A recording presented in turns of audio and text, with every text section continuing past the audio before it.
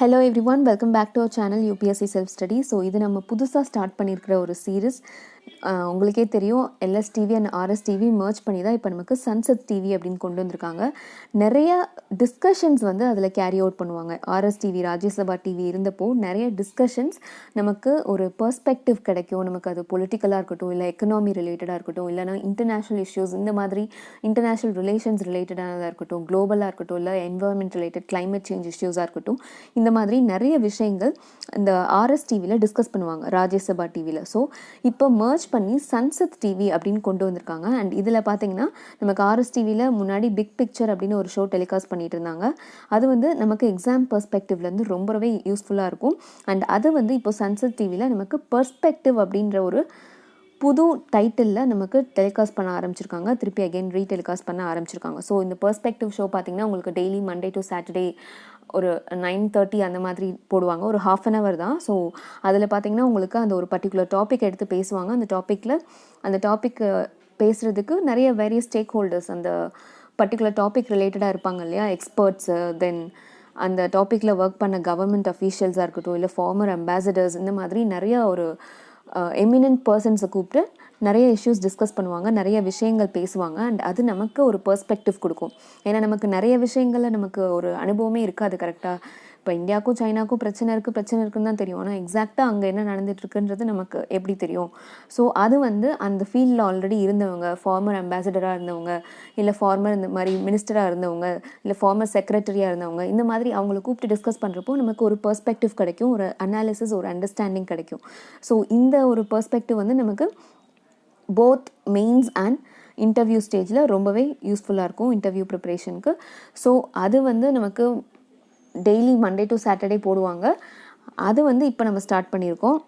ஏதாவது ஒரு இஷ்யூ எடுத்து டிஸ்கஸ் பண்ணுவாங்க. ஸோ அந்த இஷ்யூவில் என்ன ஜிஸ்ட்டாக சொல்லியிருக்காங்க அப்படிங்கிறத நான் உங்களுக்கு வந்து கொடுக்க போகிறேன். ஓகே, ஸோ அப்படி இது வந்து குளோபல் டேக்ஸ் ரிஃபார்ம்ஸ் அப்படிங்கிறது நேற்று ஷோவில் டிஸ்கஸ் பண்ணுது. Okay, so global tax reforms பற்றி பார்த்தீங்கன்னா இதுக்கு முன்னாடி தான் ரீசெண்டாக அந்த நேற்று டிஸ்கஸ் பண்ணுறதுக்கு முன்னாடி தான் நமக்கு வந்து நியூஸ் ஐட்டமாக ஹிந்துவில் வந்திருந்தது. குளோபல் மினிமம் கார்ப்பரேட் டேக்ஸ் வந்து 15% இருக்கட்டும் அப்படின்னு சொல்லிட்டு ஆல்மோஸ்ட் ஒரு 136 கண்ட்ரீஸ் அக்ரி பண்ணி அந்த அக்ரிமெண்ட் வந்து சைன் பண்ணியிருப்பாங்க.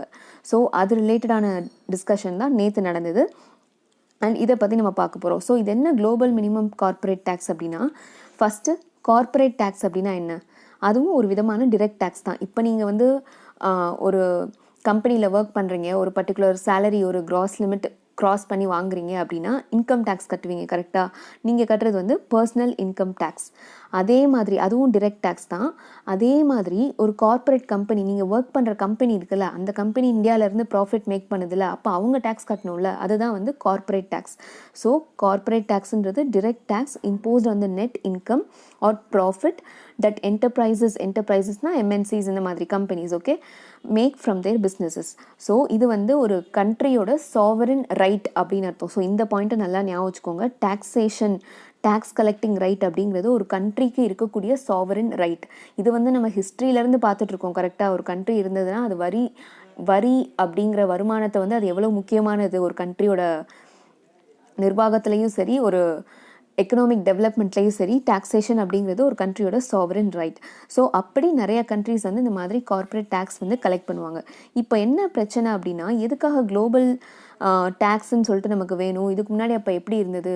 இன்டர்நேஷ்னல் டேக்ஸ் சிஸ்டம்னு ஒன்று இருந்திருக்கும்ல அப்படின்னு கேட்டிங்கன்னா, இதுக்கு முன்னாடி என்ன நடக்கும் அப்படின்னா, இப்போ ஒரு MNC இருக்குன்னு வைங்களேன், மல்டிநேஷ்னல் கம்பெனி இருக்குது.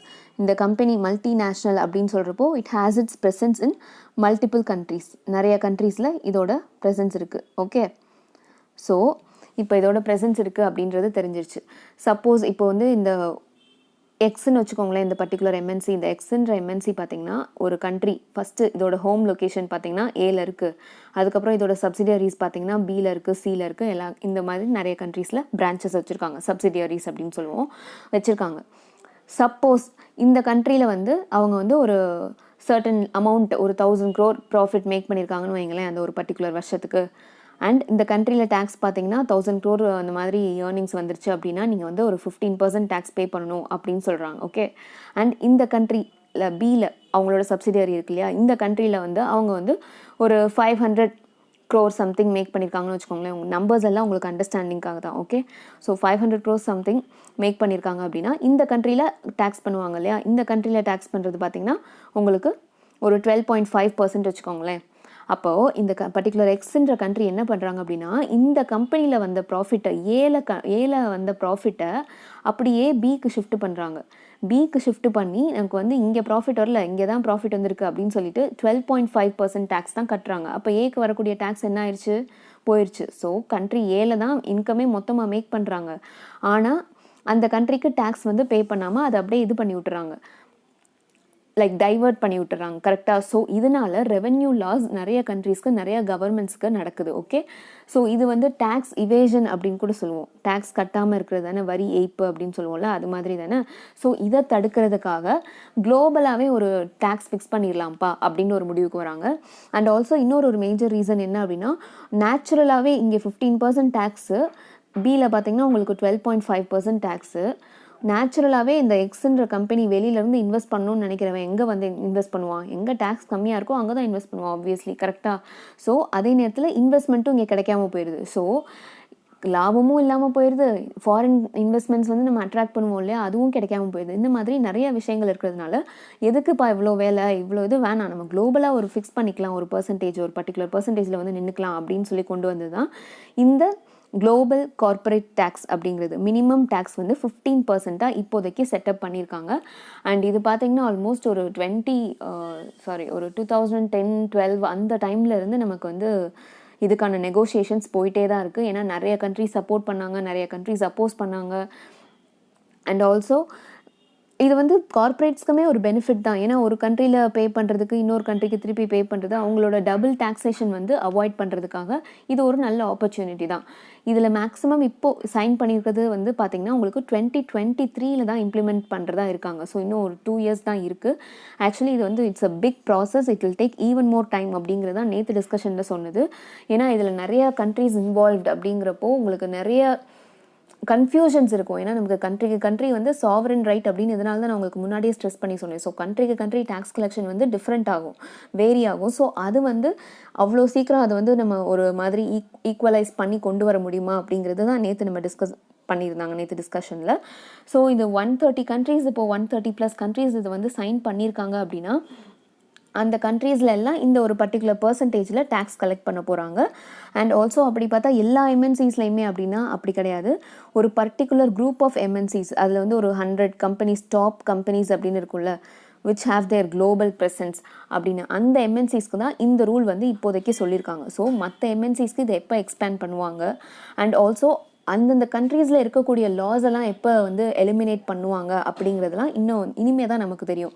சோஃபார் இந்த 130+ கண்ட்ரீஸில் பார்த்தீங்கன்னா இந்தியா சைன் பண்ணிருச்சா அப்படின்னு கேட்டிங்கன்னா பண்ணிருச்சு. அண்ட் அதர் தென் தட் இங்கே பார்த்தீங்கன்னா தெரியும், out of 140 countries involved, 136 supported the deal. So 136 countries sign பண்ணியிருக்கு, இன்க்ளூடிங் இந்தியா. மிச்சம் 4 countries வந்து பேக் அடிச்சிருப்பாங்க, லைக் வேணாம் இப்போதைக்கு அப்படின்னா. அது எந்தெந்த கண்ட்ரீஸ் அப்படின்னு பார்த்தீங்கன்னா Kenya, Nigeria, Pakistan and Sri Lanka. Okay, so இந்த பாகிஸ்தான் அண்ட் ஸ்ரீலங்கா பொறுத்த வரைக்கும் உங்களுக்கு வேறு ரீசன்ஸ் இருக்கலாம். பட் கென்யா, நைஜீரியா பார்த்தீங்கன்னா உங்களுக்கு கொஞ்சம் லீஸ்ட் டெவலப்டு கண்ட்ரீஸ், அண்ட் அவங்களோட வருமானமே வந்துட்டு இந்த மாதிரி tax collecting, investments, foreign investments அந்த டேக்ஸ் கலெக்ஷனில் தான் இருக்குது. ஸோ இது வந்து 15%ன்றது ரொம்ப லோ. நீங்கள் குளோபல் மினிமம் டேக்ஸ் இவ்வளோ கம்மியாக வச்சுருந்தீங்கன்னா நாங்கள் எப்படி வந்து எங்கள் எக்கானமியை பார்த்துக்கிறது அப்படின்னு சொல்லிட்டு அக்ரி பண்ணல அவங்க. பட் இந்தியாவுக்கும் இதே இஷ்யூ தான் ஆக்சுவலி இருந்தது. பட் இப்போது நம்மளுமே கடைசி வரைக்கும் யோசிச்சுட்டே தான் இருந்து இப்போ கடைசியில் தான் நம்ம டீலே சைன் பண்ணியிருக்கோம். ஓகே, ஸோ 15%க்கு கூட வைங்க அப்படின்னு நிறைய பேர் சொல்லியிருந்தாங்க. அண்ட் ஸ்மால் கண்ட்ரீஸ் லைக் அயர்லாண்ட்லாம் பார்த்தீங்கன்னா அயர்லாண்டில் இதை விட கம்மி ஆக்சுவலி. ஏன்னா அயர்லாண்ட்லாம் பார்த்தீங்கன்னா ரொம்ப சின்ன கண்ட்ரி. ஸோ அங்கெல்லாம் இன்வெஸ்ட்மெண்ட்ஸ் வந்து அட்ராக்ட் பண்ணி, ஏன்னா கஸ்டமர் பேஸ் கம்மி இல்லையா, ஸோ இன்வெஸ்ட்மெண்ட்ஸ் வந்து வர்றதுக்கே யோசிப்பான், ஃபாரின் வெளியிலேருந்து உள்ளே வந்து இன்வெஸ்ட் பண்ணுறதுக்கே யோசிப்பான். ஸோ அந்த கண்ட்ரீஸ்லாம் பார்த்தீங்கன்னா நேச்சுரலி டேக்ஸ் ஹேவன்ஸாக தான் இருப்பாங்க. லைக் ஹேவன்ஸ் அப்படின்னா லைக் சேஃப் பிளேஸ் அப்படின்னு சொல்லுவோம்ல, சேஃப் ஹேவன். டேக்ஸ்க்கு வந்து ரொம்ப கம்மியாக தான் சார்ஜ் பண்ணுவாங்க. ஏன்னா அப்போ தான் ஃபாரின் இன்வெஸ்ட்மெண்ட்ஸ் உள்ளே வரும் கண்ட்ரிக்குள்ளே, அப்போ தான் நம்ம கண்ட்ரி டெவலப் ஆகும், எக்கனாமிக் ஆக்டிவிட்டி, எக்கனாமிக் க்ரோத் வந்து நடக்கும் அப்படின்னு சொல்லிட்டு. ஸோ இந்த டேக்ஸ் ஹேவன்ஸாக இவங்க இருக்கிறது வந்து பார்த்திங்கன்னா இந்த 15%க்கு கீழே கலெக்ட் பண்ணிட்டு இருந்தவங்க. ஆனால் இவங்க வந்து இப்போ 15% கலெக்ட் பண்ணால் அவங்களுக்கு வந்து என்ன ஆகும், அவங்களுக்கு வந்து ஒரு சேலஞ்சிங்காக இருக்கும்ல, அவங்க எக்கானமிக் மாடலே வந்து கொலாப்ஸ் ஆகுற மாதிரி இருக்கும்ல. ஏன்னா என்னப்பா இவ்வளோ சின்ன கண்ட்ரியாக இருக்குது, ஆனால் டேக்ஸ் மட்டும் இவ்வளோ வாங்குறீங்க அப்படிங்கிற மாதிரி. பட் இது வந்து குளோபல் அக்ரிமெண்ட், எல்லாருமே ஆல்மோஸ்ட் அக்ரி பண்ணிக்கிட்டது தான், வேறு வழியே இல்லை. அண்ட் இது வந்து ஃபர்தராக நமக்கு 2023ல் இம்ப்ளிமெண்ட் பண்ணதுக்கு அப்புறம் தான் தெரிய வரும். அண்ட் ஆல்சோ இன்னொரு விஷயம் என்னன்னு பார்த்தீங்கன்னா, அந்த டேக்ஸ் பண்ணுறாங்க இல்லையா, அது வந்து நமக்கு இப்போ இந்தியாவை பொறுத்த வரைக்கும் அப்படின்னு சொன்னேன்னா 2 விஷயம். காமர்ஸ் கம்பெனிஸ் இது மேஜராக கொண்டு வரதுக்கான காரணமே க்ரோத் ஆஃப் டிஜிட்டல் எக்கானமி தான். ஏன்னா டிஜிட்டல் அப்படின்னு சொல்கிறப்போ உங்களுக்கு அந்த ஒரு பர்டிகுலர் கம்பெனியோட ப்ரெசன்ஸ் வந்து நம்ம கண்ட்ரியில் இருக்கணுன்ற அவசியம் கிடையாது. இப்போ ஒரு example, simple and best example வந்து நெட்ஃப்ளிக்ஸ் தான். நெட்ஃப்ளிக்ஸ் வந்து நம்ம சப்ஸ்கிரைப் பண்ணி பார்க்குறோம். இந்தியாவில் நெட்ஃப்ளிக்ஸ்க்கு கஸ்டமர்ஸ் இருக்குது. ஆனால் நெட்ஃப்ளிக்ஸோட கம்பெனி பேஸ் லொக்கேஷன் இந்தியாவில் இருக்கா? இல்லை. அவன் டேக்ஸ் பே பண்ணுவானா? மாட்டேன்னு சொல்லுவான். ஆனால் நம்ம கஸ்டமர் பேஸை வந்து நம்ம யூஸ் பண்ணுறான், டார்கெட் ஆடியன்ஸ் அவனுக்கு நம்மளும் இருக்கோம். அவ்வளோ ஒரு பெரிய ஹியூஜ் கஸ்டமர் பேஸ் இந்தியாவில், கரெக்டாக? ஸோ அதுக்காக இந்தியாவில் நமக்கு இப்போ இந்த குளோபல் மினிமம் கார்பரேட் டேக்ஸ் வர்றதுக்கு முன்னாடியே நமக்கு வந்து என்ன வந்திருந்ததுன்னா, நமக்கு ஆல்மோஸ்ட் ஒரு 2020 அந்த பேண்டமிக் டைம்லேயே வந்துட்டு நம்ம கவர்மெண்ட்டு ஈக்குவலைசேஷன் லெவி வந்து கொண்டு வந்திருந்தாங்க. ஈக்குவலைசேஷன் லெவி, அதாவது இந்த மாதிரி நான் ரெசிடென்ட்னா ஃபாரின் கம்பெனிஸ், இந்தியாவில் அந்த ஒரு பர்டிகுலர் கம்பெனியோட ப்ரெசன்ஸ் இல்லை, அதாவது ஃபிசிக்கல் ப்ரெசன்ஸ் இல்லை, ஆனால் நம்ம அவங்களோட சர்வீஸை வந்து யூஸ் பண்ணிட்டு தான் இருக்கோம். சர்வீஸ் ப்ரொவைட் பண்ணிட்டு தான் இருக்காங்க. ஆனால் இவங்களோட ஃபிசிக்கல் ப்ரெசன்ஸ் இல்லை. அதுக்காக நம்ம வந்து டேக்ஸ் கலெக்ட் பண்ணாமல் விட்டுற முடியுமா? ஸோ அதுக்காக கொண்டு வந்தது தான் இந்த ஈக்குவலைசேஷன் லெவி அப்படிங்கிறது. ஸோ இது பார்த்திங்கன்னா இது மூலமாக நம்ம வந்து இந்த நான் ரெசிடென்ட் கம்பெனிஸை ஒரு பர்டிகுலர் பர்சன்டேஜ் ஆஃப் டேக்ஸ் கட்டியே ஆகணும் அப்படின்னு சொல்லிட்டு சார்ஜ் பண்ண ஆரம்பித்தோம். அண்ட் இது வந்து நமக்கு 2020ல் இம்ப்ளிமெண்ட் பண்ணியிருக்காங்க. ஸோ இப்போ புதுசாக குளோபல் மினிமம் கார்பரேட் டேக்ஸ்ன்னு சொல்லிட்டு ஓவராலாக 15% கொண்டு வந்திருக்கீங்களே. ஸோ அப்போ வந்து இந்த ஈக்குவலைசேஷன் லெவியை வித்ட்ரா பண்ணிடுவீங்களா, இல்லை இது கண்டினியூ ஆகுமா அப்படிங்கிறது ஒரு கொஸ்டின் மார்க்காக இருக்குது. ஏன்னா இப்போ தான் இந்த பேக்டை சைன் பண்ணியிருக்காங்க. ஸோ ஃபர்தராக தான் நம்ம பர்டிகுலர் கவர்மெண்ட் நம்ம இந்தியாவில் என்னென்ன ஸ்டெப்ஸ் இதுக்காக கொண்டு வர போகிறோம் அப்படிங்கிறது இருக்குது. அண்ட் ஆல்சோ லார்ஜ் கார்பரேட்ஸ் தான் இப்போதைக்கு கவர் ஆகிருக்குது. லார்ஜ் கார்பரேட்ஸ்னால் ரொம்ப பெரிய எம்என்சிஸ் இருக்கும் இல்லையா, லைக் கூகுளாக இருக்கட்டும், இந்த மாதிரியான பெரிய பெரிய கம்பெனிஸ் தான் இப்போதைக்கு கவர் ஆகிருக்கு. வாட் அபவுட் ஸ்மால் கார்பரேட்ஸ் அப்படிங்கிற ஒரு கொஸ்டினும் இருக்குது. ஸோ இதுக்கெல்லாம் வந்து நம்ம கவர்மெண்ட் சைட்லேருந்து சைன் பண்ணிட்டோம். ஸோ இதுக்கேற்ற மாதிரி ஸ்டெப்ஸ் இனிமேல் தான் கொண்டு வருவாங்க.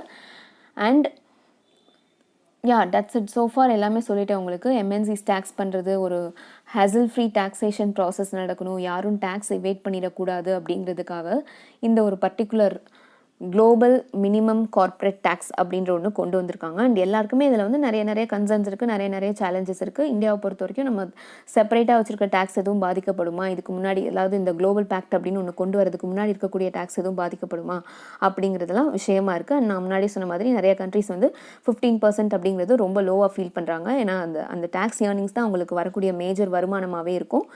ஸோ இதெல்லாம் வந்து நம்ம இனிமே கவர்மெண்ட் கொண்டு வரதெல்லாம் பார்க்க முடியும். So I think I made my self clear. So if you have any doubts, post it in the comment section. So that's it guys. See you tomorrow. Thank you so much for watching. Happy learning.